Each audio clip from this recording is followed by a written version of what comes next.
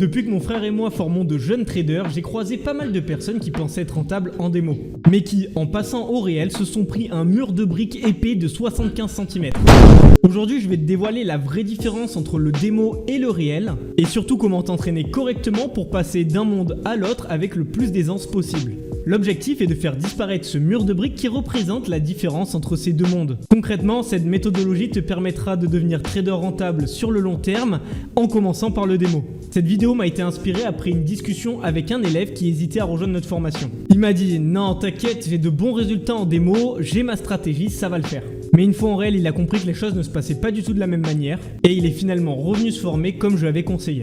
Malheureusement, il aura fallu perdre un compte avec un gros dépôt pour en arriver là. Et en réalité, je le comprends. On a souvent besoin d'un déclic pour comprendre qu'une formation est indispensable. Rappelle-toi que le trading est une vraie compétence et pas un business éphémère. Les opportunités seront toujours là, alors ne te précipite pas et commence par investir en toi.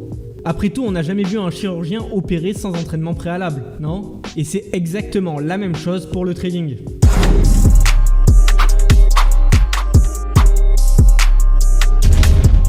On va parler de la psychologie. En démo, on a tendance à souvent backtester rapidement nos stratégies en utilisant la fonction de replay, et c'est totalement normal.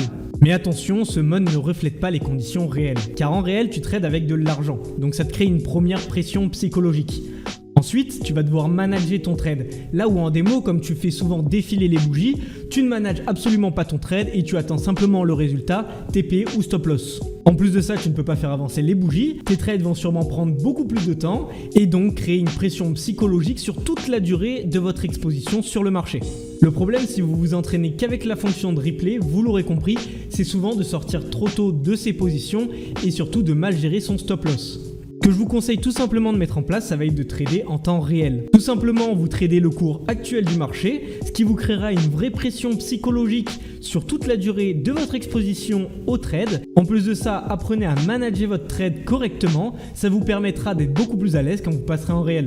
Le deuxième point, évidemment, ce sont les frais. En démo, on n'a aucun frais. Donc, sur le papier, on a de bien meilleurs résultats et nos BE ne sont pas des pertes, mais tout simplement une position flat. Sauf qu'en réel, malheureusement, ces frais sont bien présents et vous ne pouvez rien y faire.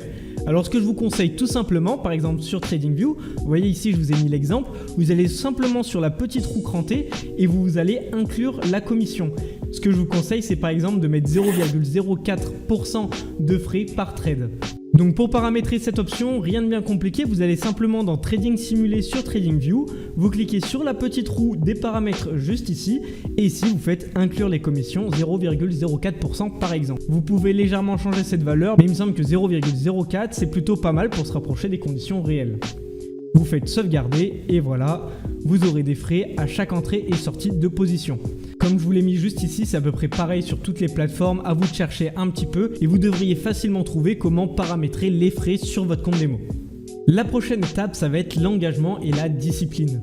En démo, c'est facile de faire des profits quand on rentre au hasard, qu'on ne met pas de stop loss et qu'on rentre avec une taille de position complètement démesurée. En démo, vous allez souvent voir des situations où vous direz « Waouh, j'ai fait plus 8000 € en quelques minutes ».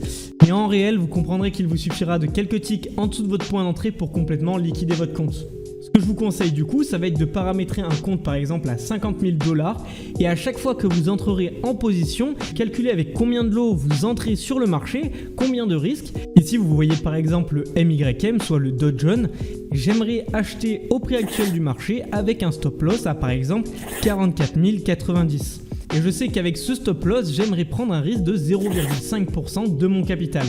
La calculette m'indique donc que je vais devoir entrer avec 4 lots sur le marché pour respecter mon risque, soit 216 $ à mon stop loss.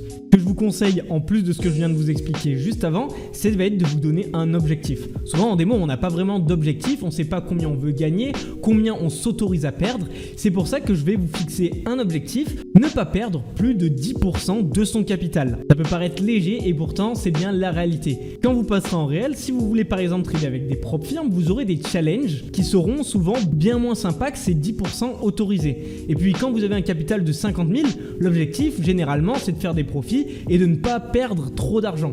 Voilà pourquoi je vous fixe cet objectif de ne pas perdre plus de 10% de votre capital. Et pour suivre ça correctement, vous allez pouvoir utiliser un tableau de drawdown. Alors, Un tableau de drawdown, comment ça marche? C'est super simple. Dans un premier temps, sache qu'il y a beaucoup de colonnes informatives et que tu ne vas quasiment jamais les regarder. Les seules dont tu as réellement besoin sont le capital et le pourcentage risqué. Dans la première cellule du capital, tu vas toujours renseigner l'ATH de ton compte, soit la plus haute valeur jamais atteinte. Si par exemple tu commences ton compte, laisse le tableau à 50 000, en rapport avec l'objectif fixé. Tu vas donc prendre ton premier trade avec 0,8% de risque de ton capital, soit 400 €. Si tu réussis ton premier trade avec un RR de 2 par exemple, tu vas gagner 800 €, soit 2 fois ton risque. Tu vas donc pouvoir renseigner un nouvel ATH de 50 800 € dans ce cas-ci. En renseignant cette nouvelle valeur, tu te rends compte que la valeur max que tu t'autorises à perdre a légèrement monté, car tu t'autorises toujours à perdre approximativement 10%. Ici, tu vois, c'est la somme de tous les pourcentages réunis. Tu peux donc d'ailleurs modifier cette valeur, par exemple ici mettre 0,6%, ici 0,3%, et enfin ici 0,15%. Tu l'auras compris, on divise toujours le risque par 2 à chaque palier. Tu vois qu'ici le total est de 7,35%. Tu peux faire cette manipulation si tu veux par exemple te rajouter du défi. Pour l'exemple, on va quand même rester autour des 10%. Maintenant, admettons que tu reprennes un trade. Tu vas toujours prendre 0,8% de risque, mais si cette fois-ci tu venais à te faire SL, tu descendrais donc à la deuxième ligne. Ton capital passerait de 50 800 à 50 400 €. Tu ne toucheras donc pas à la première ligne ici, l'ATH de ton capital, car il restera inchangé. Ton ATH restera 50 800 €. Tu pourras donc prendre le même risque, car tu es toujours dans le palier 1, 0,8%. Mais si jamais tu enchaînes les pertes et que tu descends au palier 2, admettons que tu descends en dessous des 48 400 €, tu arrives donc dans le palier 2 et cette fois-ci tu divises ton risque par 2 et tu prendras donc 0,4% de risque. Tu l'auras compris, ce tableau est finalement assez simple d'utilisation et te permet de savoir avec quel risque tu dois entrer en position. En plus de suivre correctement ton capital, tu placeras automatiquement ton stop loss, ce qui te rapprochera d'un trading professionnel. Vous aurez un lien pour récupérer un tableau de drawdown comme celui-ci dans la description, n'hésitez pas à aller le chercher, ça peut être vraiment intéressant pour vous former aux conditions réelles. Enfin, le dernier point crucial de cette vidéo, ça va être avant de trader en réel de grosses sommes, commencez par déposer un petit capital. Parce qu'en réalité, que vous ayez un petit ou un gros capital en trading, c'est exactement la même chose. On va gagner et risquer du pourcentage. Donc que vous tradiez avec 5 000 ou 100 000 €, c'est exactement la même chose. Mais quand vous verrez que vous êtes rentable sur le long terme avec par exemple un petit capital à 50 000 que vous avez obtenu en dépensant 30 € chez une propre firme, une fois que vous verrez que vous êtes vraiment rentable sur le long terme grâce à votre data, vous serez en mesure de vraiment mettre du risque sur les marchés et pourquoi pas d'investir dans des comptes plus gros et mettre plus de risques à chaque trade. À ce moment-là seulement, vous serez capable de gérer à la fois la psychologie et les conditions du réel et vous serez en mesure de devenir rentable sur le long terme. Pour conclure, avec tous ces conseils, tu devrais être capable de passer du démo au réel sans trop de problèmes. N'oublie pas de liker et de t'abonner si cette vidéo t'a plu, ça soutient énormément la chaîne. Et surtout, va jeter un coup d'œil à ma vidéo sur comment backtester ses stratégies en 2025. Tu pourras ainsi appliquer gratuitement tout ce qu'on a vu aujourd'hui. A très bientôt et bon trading, ciao.